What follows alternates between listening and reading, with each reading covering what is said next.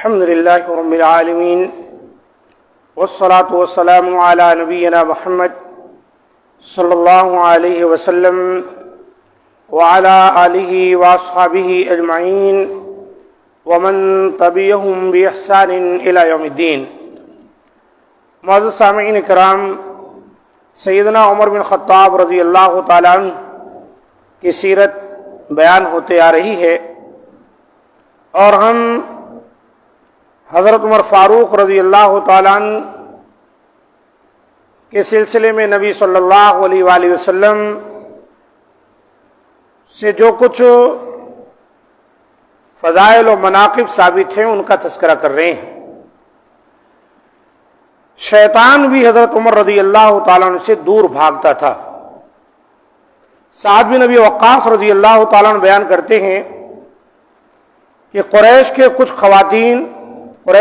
خواتین نبی صلی اللہ علیہ وآلہ وسلم کے پاس بیٹھی آپ سے بآواز بلند گفتگو کر رہی تھیں اور آپ سے مطالبہ کر رہی تھی کہ آپ ہماری ضرورتیں پوری کریں اور ہمیں زیادہ نان و نفقہ دیں۔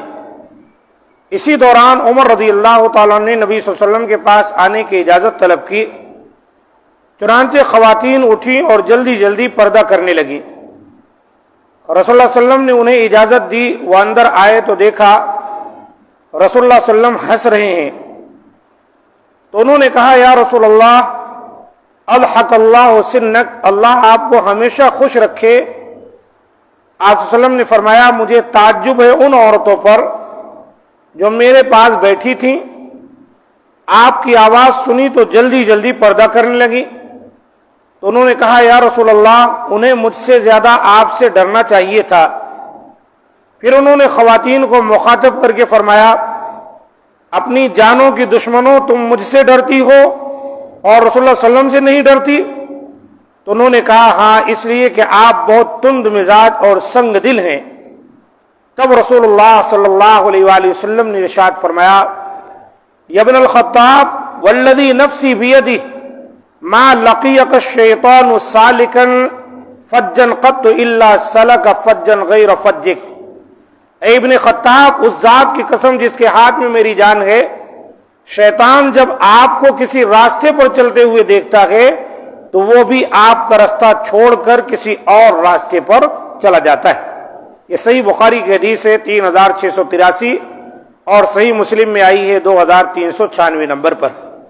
آپ اندازہ لگائیں، یہ ہیں حضرت عمر بن خطاب رضی اللہ تعالیٰ عنہ کہ جس راستے سے جا رہے ہوں اگر شیطان اس راستے پر گئے تو وہ راستہ چھوڑ کر دوسرے راستے پر بھاگ جاتا ہے۔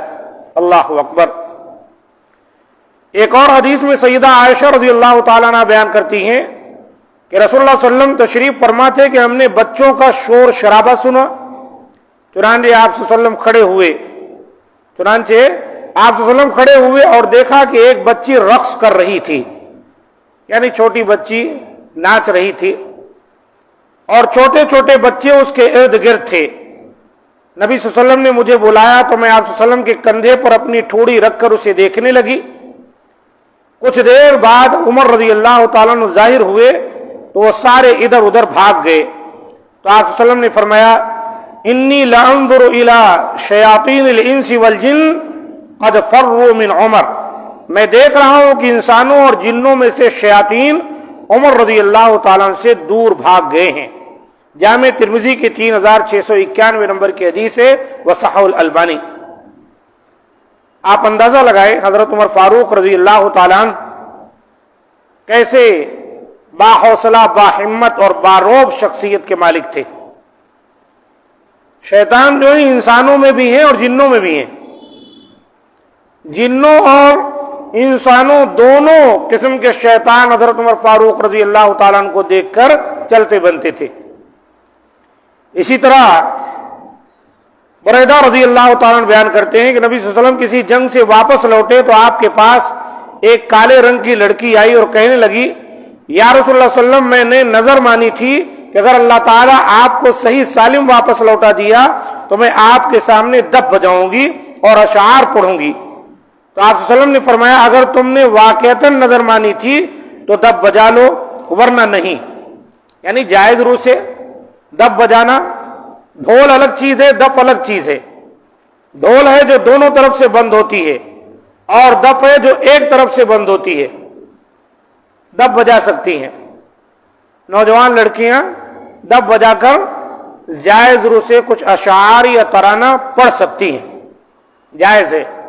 لیکن اب اسی پر قیاس کر کے بڑے بڑے لوگ ناچے، مرد ٹھمکے لگائیں، یا شادی بیاہ کے مواقع پر باراتیوں کے ساتھ آپ دیکھتے ہیں مسلمان بستیوں میں، اور مسلمان بچے ہمارے بھائی ایسی حرکتیں کرتے.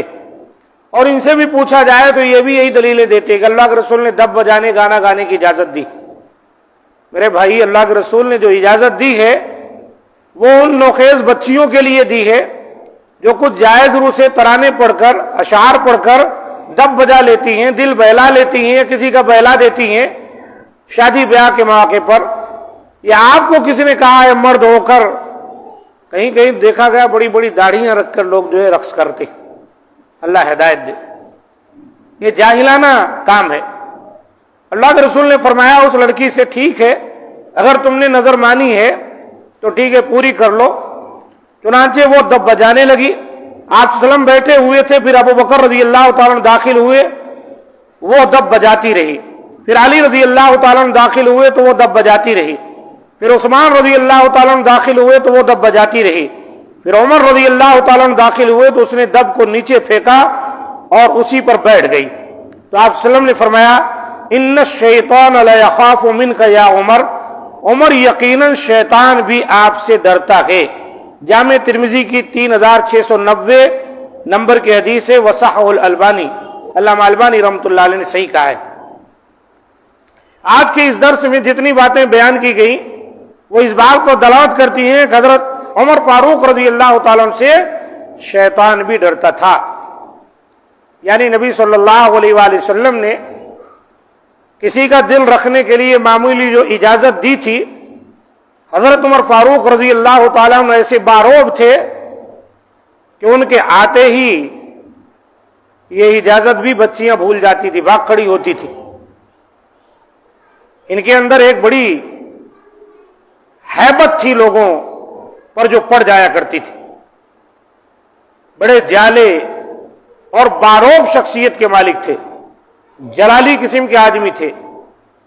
ذرا بھی کوئی معاملہ پیش آ جاتا فوری تلوار کا قبضہ پکڑ لیتے اور ہاتھ کانپنے لگ جاتا کہ اللہ کے رسول حکم دیجئے میں اس کی گردن مار دوں. اللہ کے رسول روکا کرتے تھے. اور پھر ویسے عمل بھی تھا. خوب غصے میں ہو اور اگر کوئی قرآن مجید کی کوئی آیت پڑھ کر سنا دے اور کہہ دے کہ اللہ کا یہ فرمان ہے، فوری کان وقافا بالقرآن، قرآن کی آیت سنتے ہی فوری جو ہے ان کا غصہ رفع ہو جاتا تھا اور بالکل بڑے اطمینان سے ہو جاتے. یعنی ان کو اپنے غصے پر ایک طرح سے گویا کہ اس کو روکنے کا، قبضہ کرنے کا ملکہ بھی تھا. اور یہی اصل بات ہے، انسان اپنے نفس کے حوالے نہ ہو جائے غصے میں، بلکہ اس کو شریعت کا پتہ ہو. تو یہ حضرت عمر فاروق رضی اللہ تعالیٰ عنہ نے جن کے تعلق سے نبی صلی اللہ علیہ وسلم نے ایسی ایسی باتیں بیان فرمائی. اللہ تعالیٰ ہم تمام کو ان کی سیرت کو پڑھ کر اور سمجھ کر اور ان کے طور طریقے کو اختیار کرنے کی توفیق دے جو دراصل قرآن و سنت پر مبنی تھا. اور اللہ تعالیٰ ان لوگوں کو ہدایت دے جو حضرت عمر فاروق رضی اللہ تعالیٰ عنہ کی شان میں گستاخی کرتے. انشاءاللہ باقی باتیں بھی آگے آتی رہیں گی. اللہ تعالیٰ سے دعا ہے کہ مولا کریم ہم تمام کو قرآن و سنت کا عامل بنائے اور بدعات و خرافات، رسم و رواج سے ہم تمام کو محفوظ رکھے. هذا ما عندي سبحان ربك رب العزة عما يصفون وسلام على المرسلين والحمد لله رب العالمين.